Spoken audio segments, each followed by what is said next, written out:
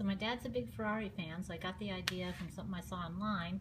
I found a bunch of different pictures of things that I thought he might like, and I went ahead and got them printed at Walgreens, cut them, put them on the tiles, gave them the old Mod Podge treatment, front and back. Actually, at the back of it I found these things at Michael's. Makes it a lot easier. Let me grab it, show you what it is. It is these thingies there. They're already cut. I wish they were a little bit bigger, but I just have to trim a little teeny bit off and they end up working pretty well. And then of course these little things from Walmart, boom, boom, boom, and you're done. And I think it's going to be a beautiful set of coasters that he's really, really going to like. And my favorite, probably, I don't know, they're all my favorite, but I like this one a lot because it tells the story of how the Ferrari logo came to be, and again, I think you'll enjoy that. So simple, easy things to do. I'll have to calculate the cost, but the tiles themselves are probably like 14 cents, and then the photos about 29 cents each, and then of course, you know, the other stuff is pretty incidental because you get 105 something or other of these little pluggy things, cushy things that keep it from scratching the furniture for like, I don't know, $1 or $2. So pretty inexpensive gift, but going to be greatly enjoyed, I'm sure. Now this right here is another set I did for a friend of mine. Actually, I did these for myself a while ago. This one was like one of the first ones I did, and so was this one. And they're so cute, and I know she loves animals, so I know she's going to love this. They have a different backing, just actually did both. I did felt and little cushiony things, and this one has cork on it, but the cork was kind of thin. It kind of kept getting stuck to some of the other ones. And what's this one? Oh, that's the felt one. So anyways, these are her Christmas theme ones, but I also wanted her to have some ones that were not Christmas themed. So these are things that I found from various cards. Actually, these were all the front of a Christmas card. Either it was sent to me or I found them or whatever the case may be, but this is actually recycled from a Christmas card. And then these are all recycled from either, I don't know, honestly I don't know where I found them, but they are some sort of cards, whatever, and I just thought this was perfect because they're just, you know, just different animals, and I know she loves animals, so I know she's going to love these too.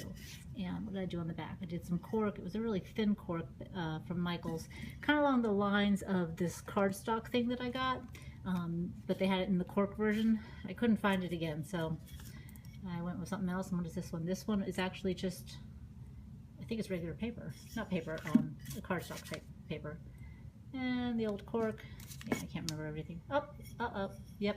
I need to finish this one. I'd like to at least put another spray, enamel spray, over the top of that one, even though it's the back, just to be on the safe side. But I really like these. I mean, they're just all perfectly proportional, and I'm real happy with them.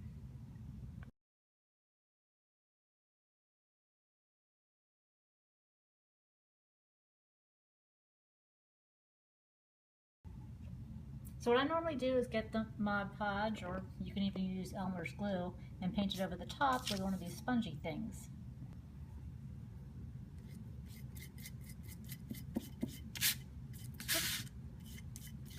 But what I found is sometimes when you're doing this, it makes streaks. I mean, sometimes it dries normally and sometimes it makes little streaky kind of lines. So what I do on top of this is I got a roller brush, oops, a little extra there, a roller brush, sometimes foam, sometimes this is some sort of material type, and I use that over the top of it, and it kind of gets it a little bit, whoops, a little bit smoother, or at least a little bit of a look of smoothness. Whoops. Okay, so it doesn't look so streaky, and then when that dries, you don't hardly see it at all. But here's, as a matter of fact, here's one that I did yesterday. I don't know why it's got this glittery stuff on here, but anyways, it dried pretty nicely. And, you know, there's going to be textures and things like that. I have no idea why, but this one probably looks even better because it doesn't have any of those things, but you can see it's not streaky. And again, sometimes they get streaky and sometimes they don't. This is probably a little bit easier to see what happens when you use the roller. It just, you know, it looks a little dottish right now, but it actually dries not streaky. So sometimes I leave them where there's a little bit of frame if it's going to look nice, and then other times I get them right to the edge like this one, and I think that one looks really nice because it's right there to the edge. And that way, I don't know, it just looks really nice. And I'll actually show you one that I completed, it's all the way to the edge, that I think came out really well. So this one here, oops, got some drips on it, but I think this one came out really well. I did it all the way to the edge, just measuring and cutting. And this I used the thicker cardboard for, so that there's not those little things all underneath. And I also had, you know, sometimes you get those big Christmas cards that aren't quite the regular size, or the picture's not quite the regular size. So what I did was I took a bigger tile, and this is probably like 40 cents, and I cut the picture down and stuck it up there. And this is another thing where the frame, to me, looks perfect. So this is actually a trivet that I can put hot plates on for Christmas time or any time. I just think it's really pretty, so why not use it all the time? And also, you know, some people will put it up on a little decorative stand and use it as art as well, and you can certainly do that. Now, I also got some thicker tiles. These are more of a specialty type tile, and I did that because the back, you don't have to put anything on. I was getting tired of looking at the really ugly tiles. I thought they were ugly on the back, so I wanted something that you didn't have to worry about. But to me, they're a little bit too thick, and for some reason, you know, I tried trimming this one around the corners. I just didn't really like the way they looked. They just didn't quite fit. I guess if it was more circular, maybe, I don't know. I don't know what it is, or maybe it needs to be just a smaller picture, maybe more centered, you know, with the marble as the outline. I'm still figuring those out. But for now, I definitely like the other ones better than this one. So I guess, I'm not sure if there's an exact comparison, but well, not really. But anyways, you get the idea. I mean, they're nice because they look good on the sides and on the bottom. Whereas these, I don't really like the way the sides look. They're like two-tone sometimes, and then they're kind of funky on the bottom. It might not bother some people, it bothers me. Alright, and yes, because I'm super anal, I don't have to do this, but for some reason I do it anyway. I'm going to put a layer of glue on this one, and then spray it with the enamel cover, the same cover that I put on that side. And I don't know, I guess it's just to be on the safe side. I don't know. So I'm going to get this all over here. Not press too hard because I don't want all those little bumps to come through.